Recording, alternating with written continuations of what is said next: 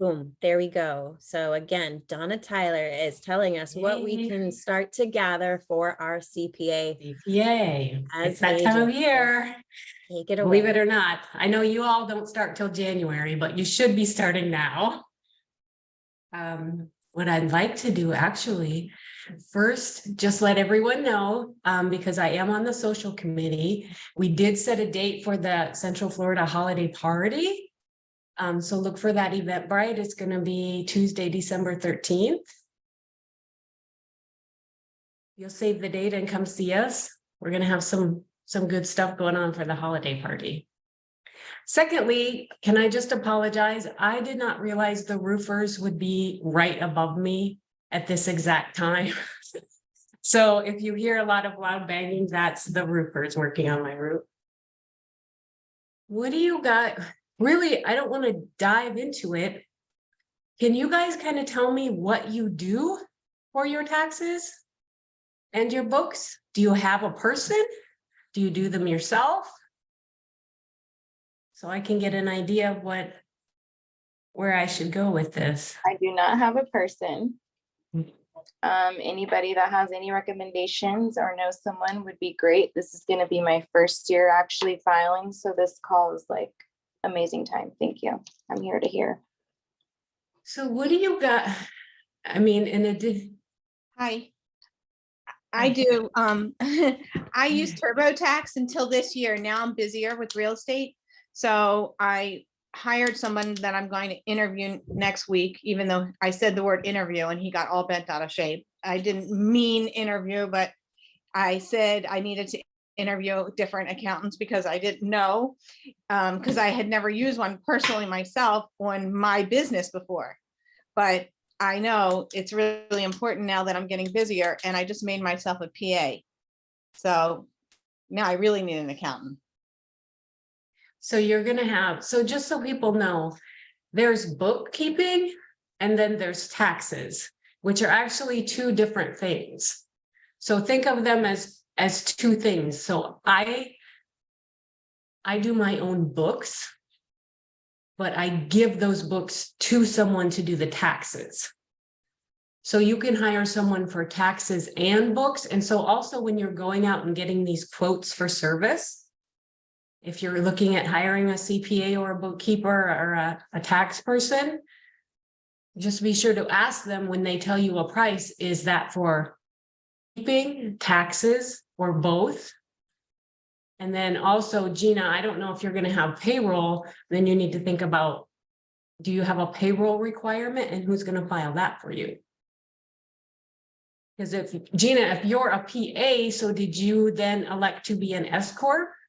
Yes. So you're going to have payroll.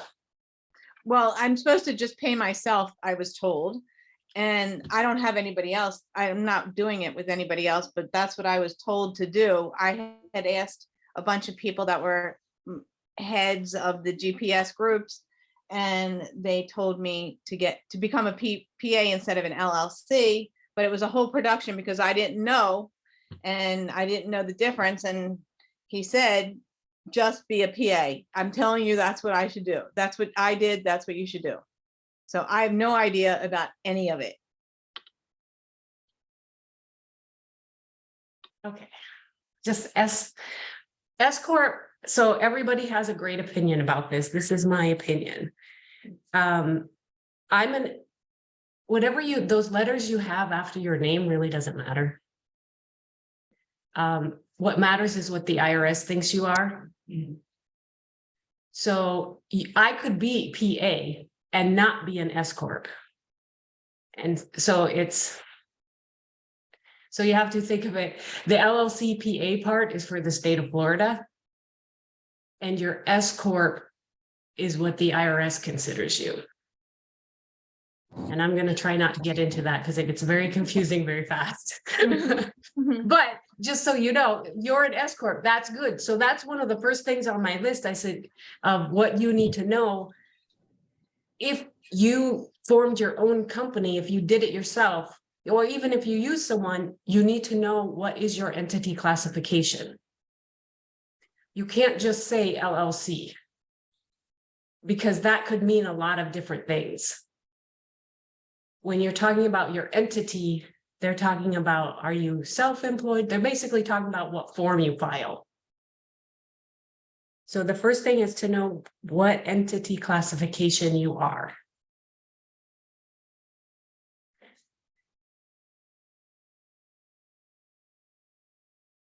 I don't see, still I'm waiting for you guys to tell me what you do. Have you ever filed? Is it your first year? This would be my first year and I got an LLC. I don't know what I'm doing.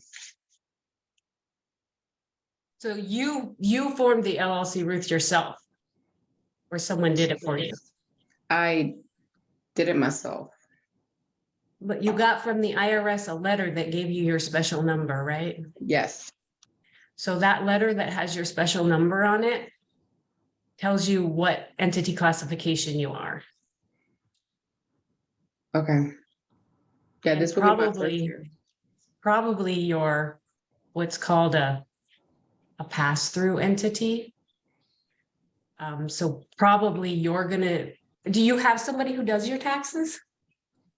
Not Or you do anymore. you're gonna do them yourself? No. Just you. So for you, when you file your taxes, just be sure to have that letter so that they know what entity classification you are. Okay. Is the They letter know the what- EIN number? Is that Yes. what you're? Okay, so if it says LLC on that EIN number, is that what you're saying? Is that would be what we know our entity is? It'll be in that letter. So in the letter, it'll tell you, you're an LLC and here's your EIN, but then later in the letter, it will say what your entity classification is. Because what LLC, once you become an LLC, you can do a lot of different things with that. Can I, hey, Donna, I have an LLC S Corp. I've been filing that for 3 years. I do have an accountant. I am switching now. I'm interviewing. Keyword, you guys, you do have to sit down and make sure that an accountant has experience with what you're doing. If you're doing investments, if you have a real estate business, make sure it's somebody that, you know, is knowledgeable about what you do on a day-to-day basis. And also one other thing is, you know, you do want to think about all of this. I'm actually doing a class. I'm not teaching it. I'm having somebody else. I'm going to be there teaching about treating your business like a business. And part of that is going to be talking about setting up your business as an LLC, building business credit. All this matters. Right now, I'm building my business credit. And guess what? All these things they ask you on the application. They ask you your S Corp, you know, how many years you've been in business, your gross revenue. You know, you're going to have to provide a profit and loss statement, balance sheet, all these things. So if your accountant doesn't, if you know, you can't get a rinky-dink accountant out there that, you know, hey, I just do taxes for everybody for 3 months. You do have to get a professional that. And the other thing is to like doing tax planning is key. You know, maybe I one thing I'm doing is I'm interviewing accountants and I want to do some tax planning, right? Because I want to see what they are going to suggest to me running my business. Do you know what I mean?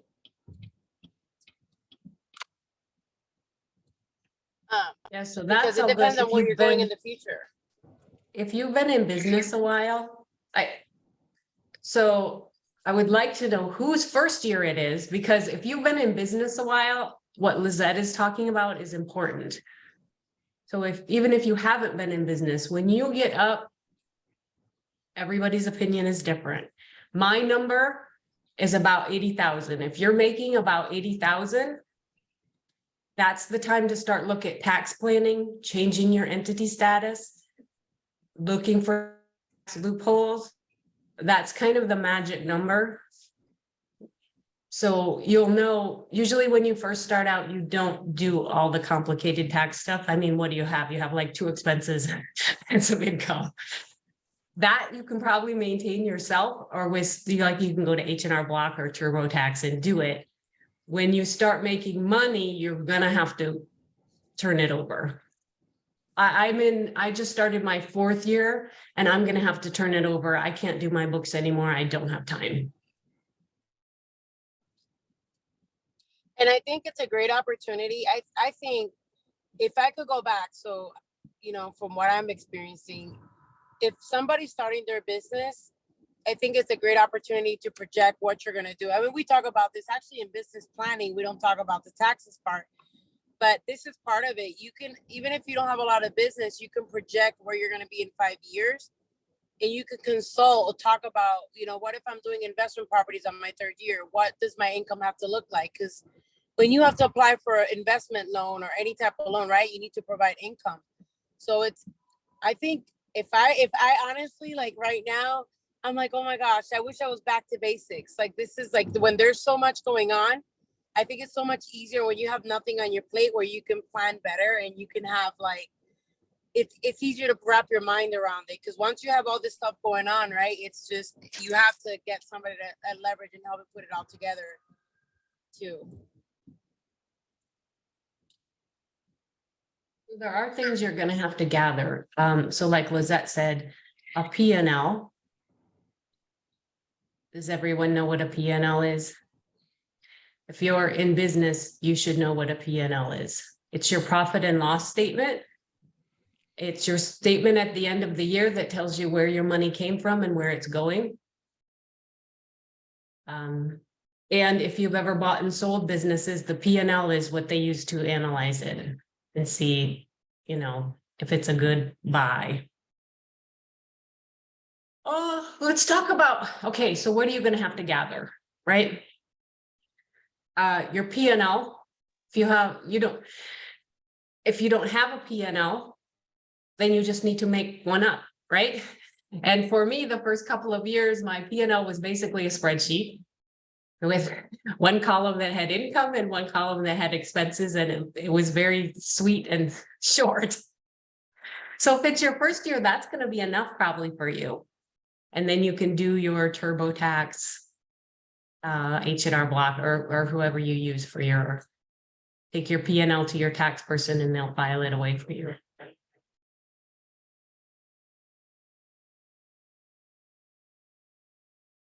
I'm just reading the chat to see if anybody has a specific question.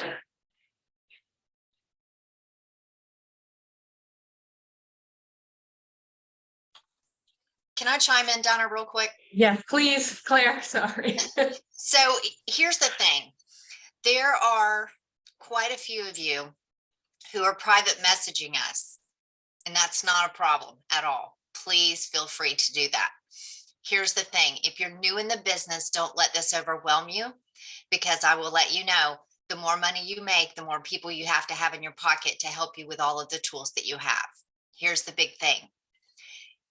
When you choose what you're going to do for your real estate business, please understand there are many people that have PAs. There are some that have LLCs. There are some that have multiple LLCs.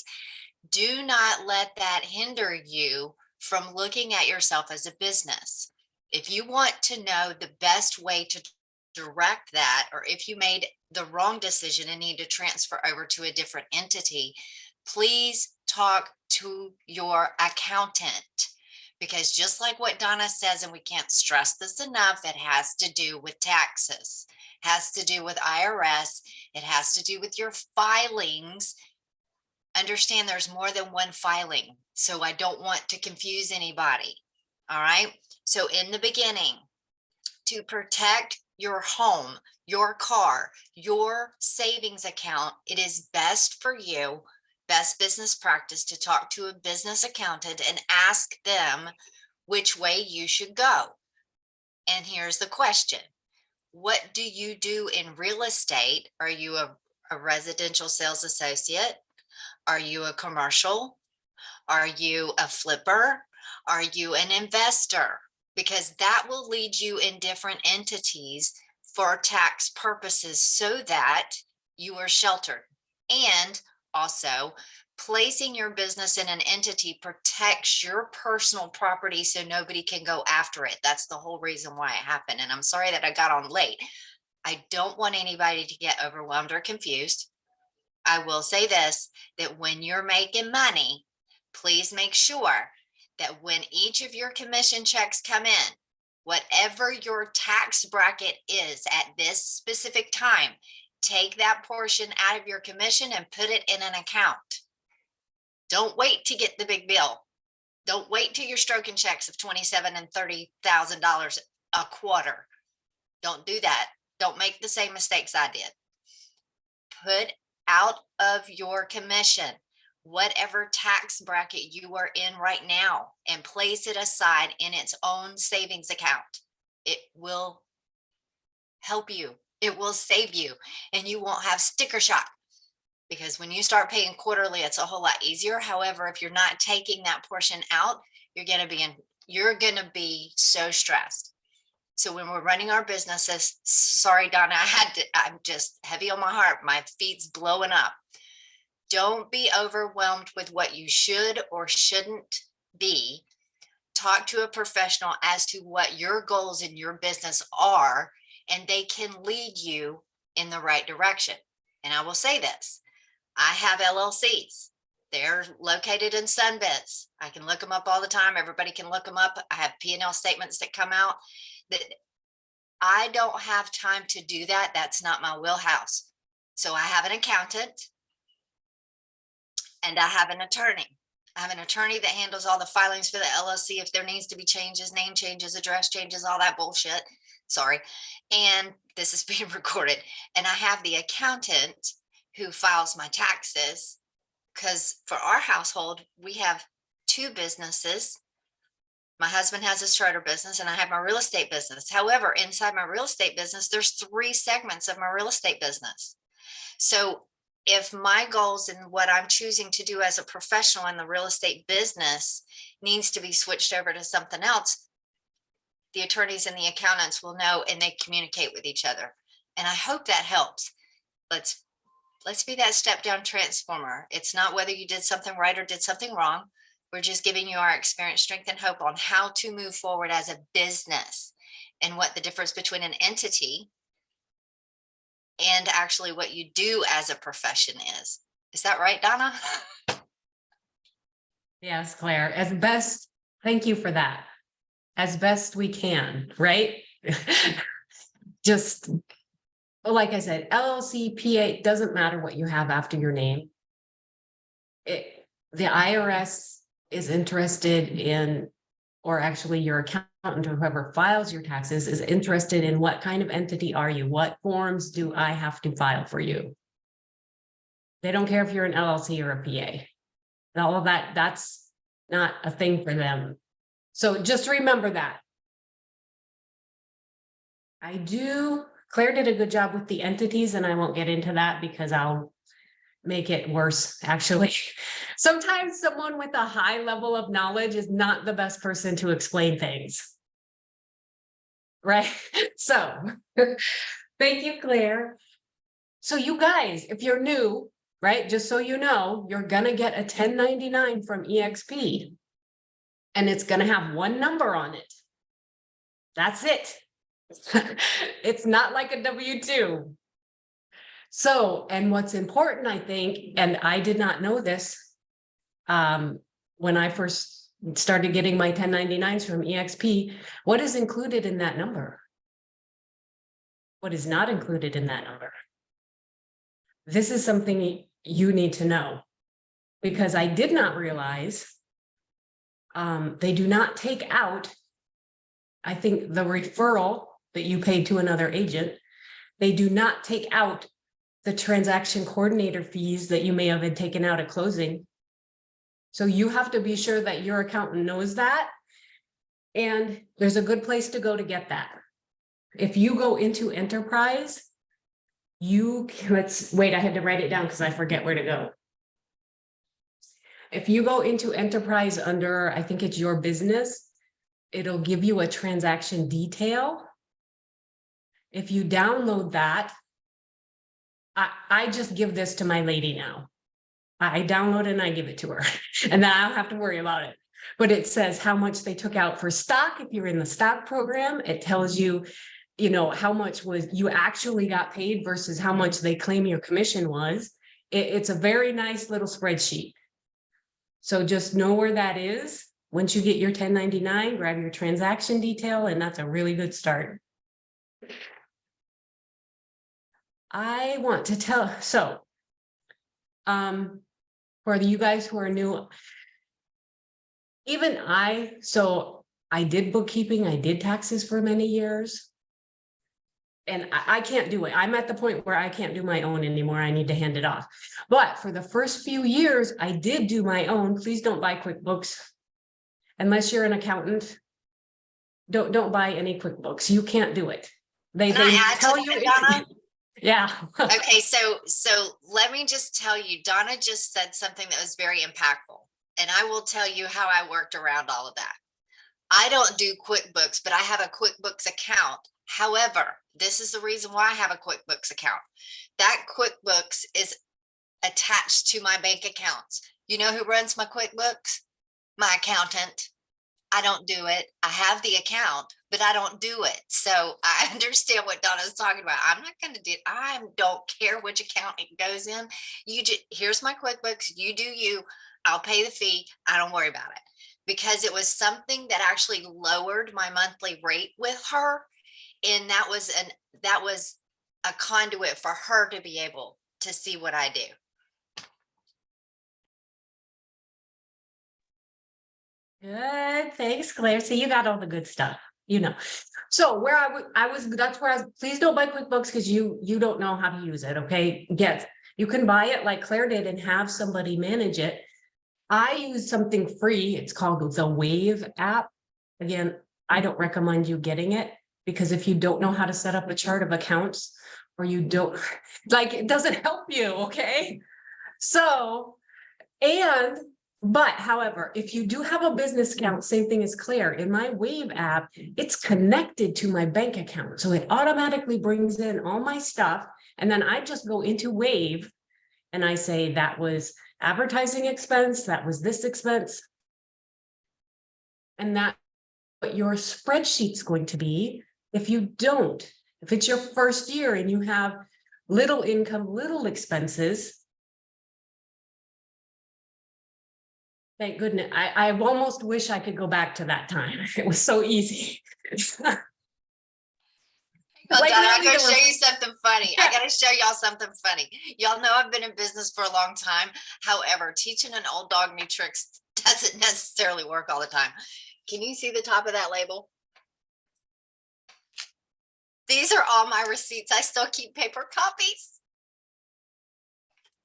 Still keep paper copies. So look, whatever works for you, just keep track of it. Because I have to make sure, even with all it, y'all would not want to know what my tax return looks like. However, be it a spreadsheet, be it keeping it in a folder, keep your receipts in a shoebox. It doesn't matter. If you stay consistent with it, it all works. Yes, keep track and don't cheat.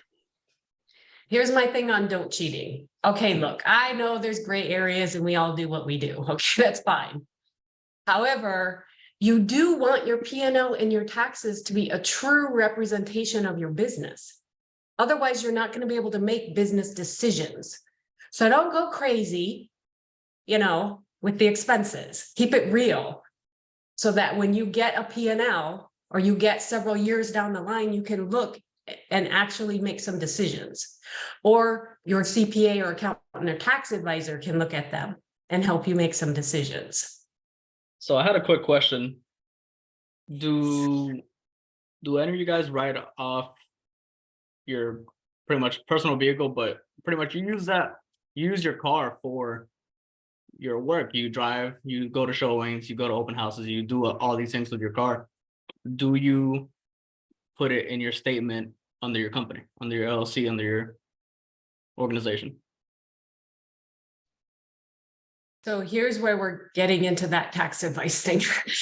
So a couple of different ways you can do that, depending on your entity, your bit. So this, you're going to need to get advice on how you want to do it. I take mileage, right? So I keep track of, I just use an app And it keeps track of it for me because I can't write down every single time I go somewhere. And business miles, personal miles, your tax advisor, they're gonna need to know the odometer on your car at the beginning of the year, January 1, and the odometer on your car at the end of the year, December 31st. And they're gonna need a breakdown of how many of those miles were business and how many were personal. And they're Okay, going to ask you, when you give them mileage, if you have written proof, and you're just gonna say yes. You do, you always have written proof. If anybody asks you, Claire, Sorry, Donna, I think that that was awesome. I was waving at Lizette, but also I think that you brought up the perfect example is the fact of what is your entity and what are you doing? I do mileage and I don't, here's the way I keep up with it. People always ask me, Claire, you know every back road in the whole wide world. Why do you use your GPS? Because Google tracks me. And I know which trip I've taken that's business and which it's not. I don't want to switch to a different app because if I just use my GPS and my Google Maps, it gives me a list of everywhere that I've gone. You know what else it does? Here's the thing for business. Anytime you stop somewhere, do you know Google contacts you to ask you what you rate that place? Even yeah, if it was a gas station, which brings up your Google SEO, which brings up the Google crawlers. So it was just easier for me to always plug in my GPS and use Google Maps. It was easy, simple. yeah, because I have my I have a power washing company, so I do pressure cleaning around Central Florida, and we have the truck as the titles under the business. So we literally write off the maintenance for the truck, gas, everything that goes along with the truck. And we don't really look at mileage because it's strictly for business. It doesn't get driven for any other reason. We're not driving to Miami for a vacation with 800 pounds of stuff in the back of the truck bed. So we write off everything that we can for the truck. That literally goes down to everything that will be an expense for the truck: windshield wipers, liquids, everything.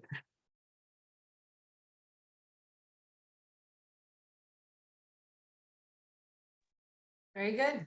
Yes, so just so you know, there are many, you can deduct the vehicle in a lot of ways. I take mileage, so I'm going to talk about mileage, but you can consult someone and set up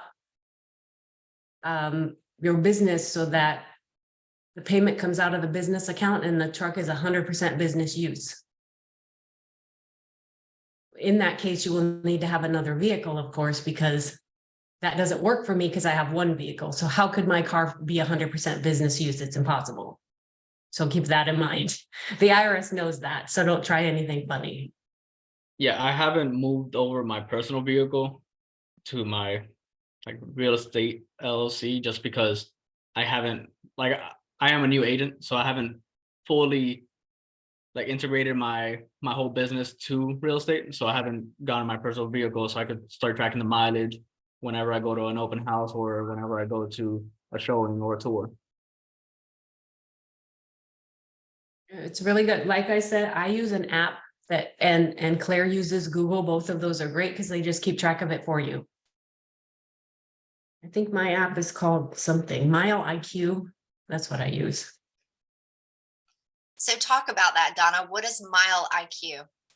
It's an app on the phone, a GPS. It's part of, I got it with my Microsoft MS or something subscription. You download it on your phone, and so basically it keeps track of everywhere your phone goes. And then I just go into the app and I say, oh, that was business, that was personal, that was business, that was personal. And then it sends me a nice little sheet every month, which I don't look at. And at the end of the year, I send them all. I send them all off to the accountant. Stride, I think that's another one, the Stride app. There's a lot of those apps. I only use Mile IQ because it came with my Microsoft subscription. I have no preference to any of them. So I hope that I have helped someone look for your 1099 If you don't have a business account, this is like my first baby bird advice for business people. If you get your EIN number from the IRS, take that EIN letter to the bank and get a separate bank account that is only for business, and only use it for business. Do not use it for anything else. If for some reason you need money for something personal and you only have money in the business account, don't take out cash, please. Transfer from your business account to your personal account and then take cash, right? Don't take cash right out of your business account. That's a mess for your CPA. Transfer it to your personal account and then take the cash out of your personal account. They'll love you for it, trust me. And the shoebox thing still works, okay? We at the CPA, literally, and so when did I leave there? In 2000? I don't even know, a few years ago. And we still got people who brought in a big box. Now, let me tell you this, those people got charged more. But we did it. Well, actually, I somehow always got that job, but we go through them and we make piles and we categorize them and we make you a spreadsheet and a P&L. So however you keep track of your stuff, just figure it out. Figure out what like you want to do. But they're going to want to know your expenses and your income. Donna, you I have got a- a quick question. Yeah. So when we're looking at all of our receipts for everything that we do in our business, I know that my accountant, everything is not a direct expense. Some are portional deductions, you know, so I keep all the receipts so that I can understand, because it just makes sense for me to just go through it. She doesn't get the box. She has my accounts. So it's okay. However, it is my understanding that when it comes to like certain expenses like marketing, that you don't get the full deduction from your taxes. Is that still holding true these days? And here's the other reason why I say this too. Everybody new in the business, which I have put in the private chat to one of our awesome ladies, just to let everybody know, please understand that tax regulations change annually and with administrations. This is why it's never a good practice, and I'm sure Donna holds true. She's a professional. She chooses not to do her stuff because there are better professionals that know what's going on with all the new regulations. Just like we try to keep up with the regulations in the lending, just like we keep up with the new regulations within our own profession, let the professionals handle that for you. You don't need that on your shoulders. Yeah, I mean, I can't even keep up with it. And I did it for a living for many years, and you just can't. They do change, they change every year, and sometimes they'll change several times a year, and sometimes the rules will change in the middle of tax season. So the person who filed in January isn't filing under the same rules that the person in March filed under. So it's very complicated. You have to be on top of your CEs when you're in accounting. So just consult the professional.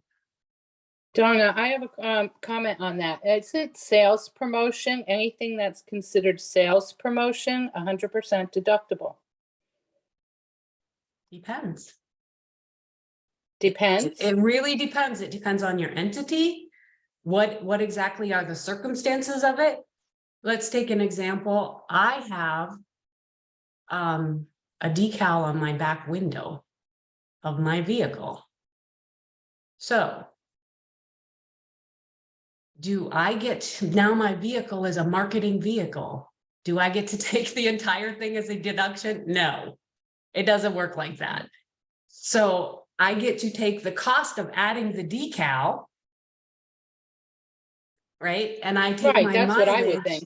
think. Right. So there are a lot of rules, and we don't know the rules.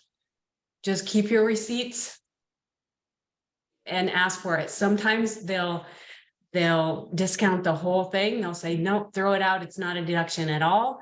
Sometimes they'll say it's proportional. So it's 30% deductible, 50% deductible. And there's all these rules you have to go through. And then at the end, they tell you what it is. There's probably a worksheet for it. And another question, how many of you, I'm just curious, are PAs? And was it worth it to be a PA versus just doing it as a, 1099? Well, remember now, LLC, PA, PLLC, the IRS doesn't care. They care about your entity status, which is different. Your LLC could be an S corp. Your LLC could be self-employed. So you don't care about LLC PA. Those are just letters after your name. You care about what entity does the IRS think you are. So if Right. you, right, so that's the important thing, because that's, once you know your entity, or your tax advisor knows your entity, they know which rules to follow for you, because every entity has different rules. I'm familiar with that.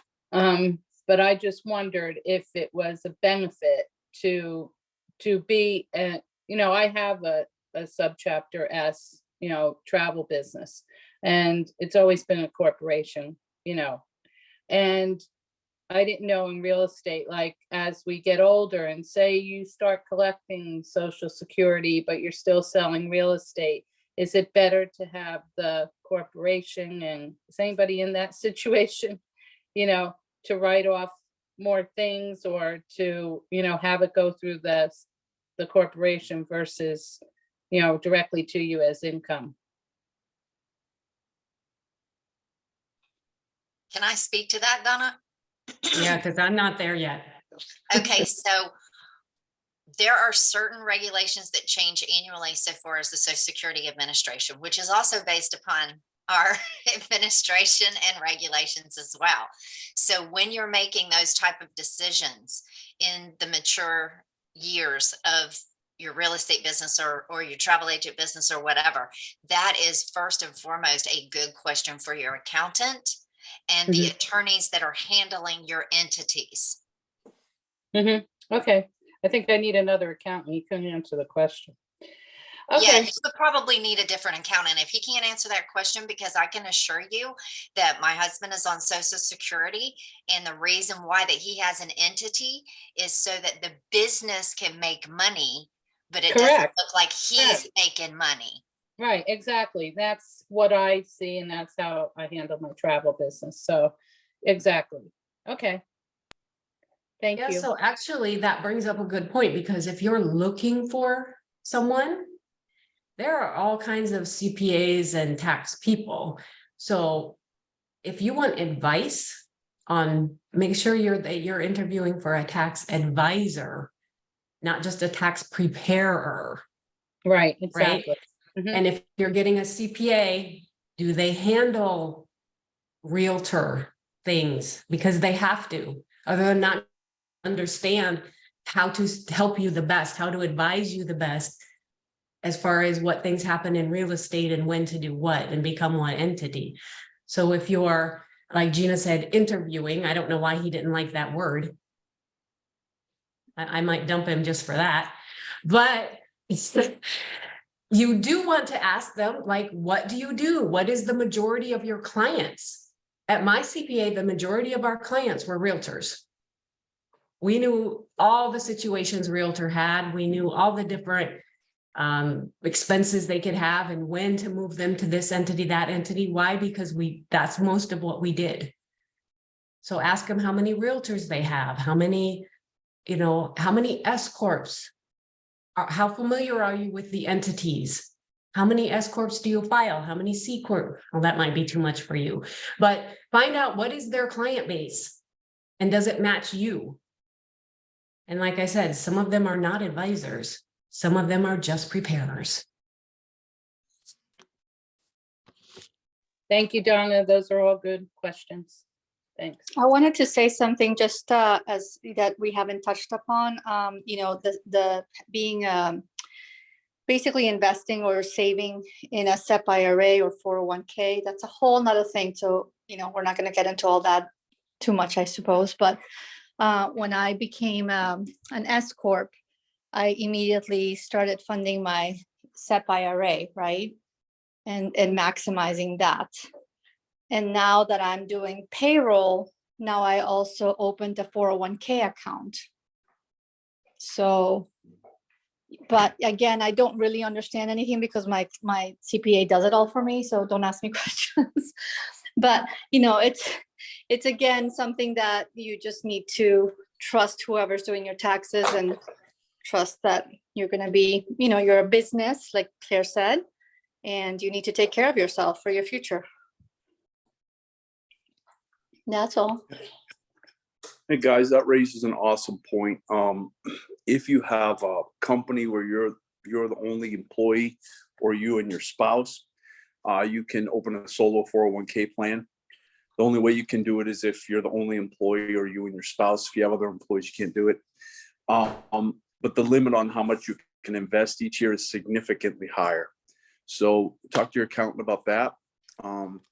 Again, solo 401k plan, only if it's you and your spouse. Those are the only two people can take part in it. But the limits on what you can invest are significantly higher than some of the other plans out there. Keith, you are so right. And I'm so glad you brought that up because, at certain times in our businesses, we may hire people to do a project. Okay. We may hire people to do a mailing. We may hire people. However, we may hire a transaction coordinator. Those are not employees. Those are 1099 project completers. Donna's going, ooh, we're in the gray area. You are in the gray area. However, when you have a good tax advisor, they can lead you to do it the right way. Okay. I have had employees underneath my LLC that I paid payroll, not a problem. Use ADP. They were wonderful. And I have also had project virtual assistants or project assistants to get projects done for me, and they were paid by a 1099. Okay. It's whatever your tax advisor, not just your preparer. Donna, that was the biggest nugget that you gave us today. Lord, I love that. Thank you. So just make sure that you're staying in touch with these people so that they know about your business and what it's going to take to keep your business running. And Keith, you are so right about the employee in that IRA. Oh, love that.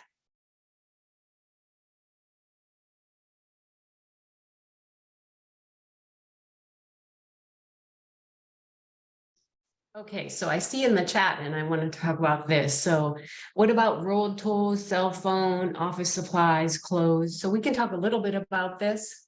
But again, depending on your entity status, there's different rules for how this can go.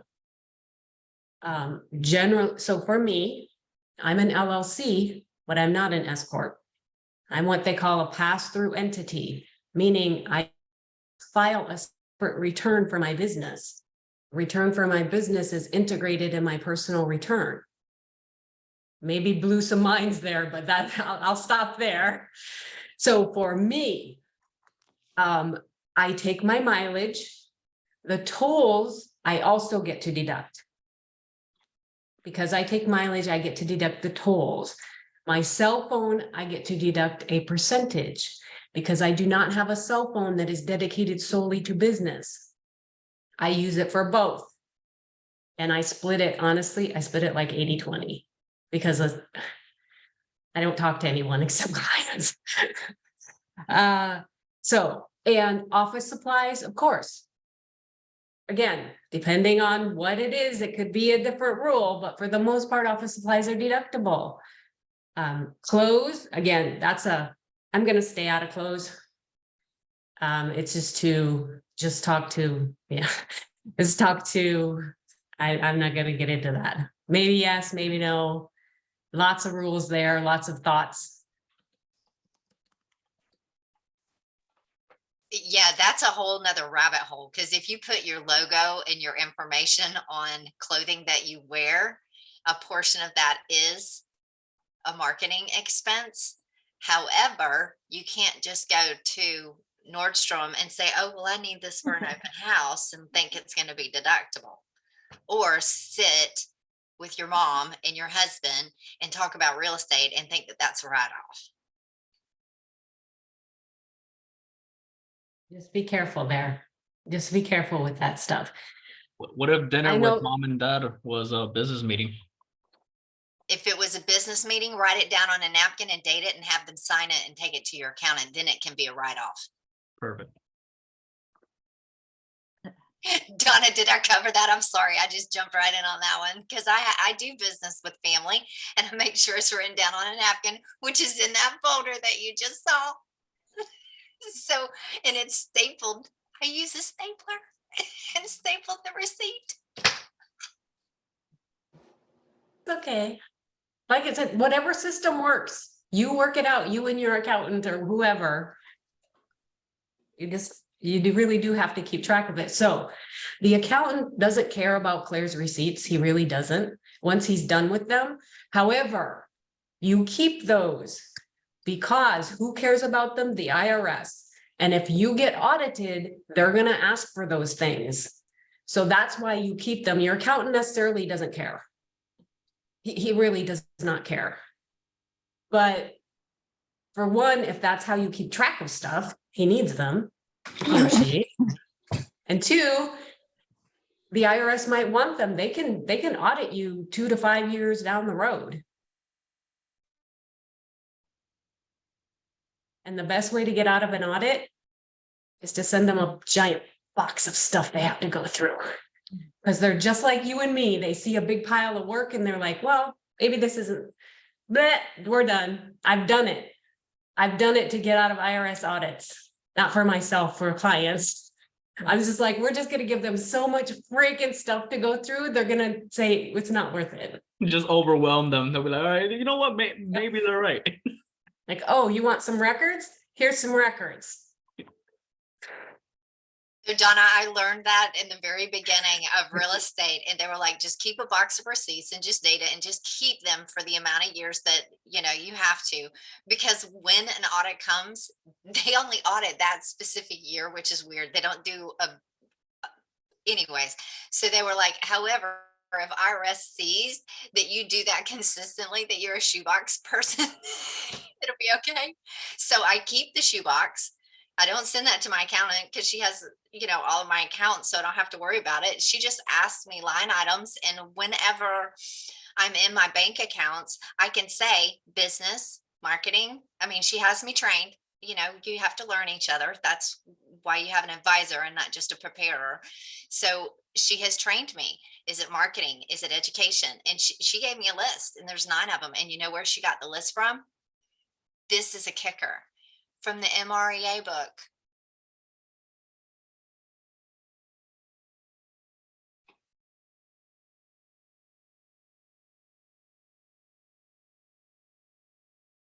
So there you go. Who's reading that book? I have not read, I have it. I have not read the whole thing ever. I've read parts of it, but. The list of accounts is awesome, you know, so that my accountant understood where my brain was. And so she would help me redirect, no, this is this account, not that account. So when we were speaking the same language in our advising portion, it helped us be able to communicate better when I was, you know, making purchases or having expenses or whatever, Donna. So it worked out really good. But in the MREA book, there's a couple of pages that's just a list, and it just shows how to do that, which is really cool.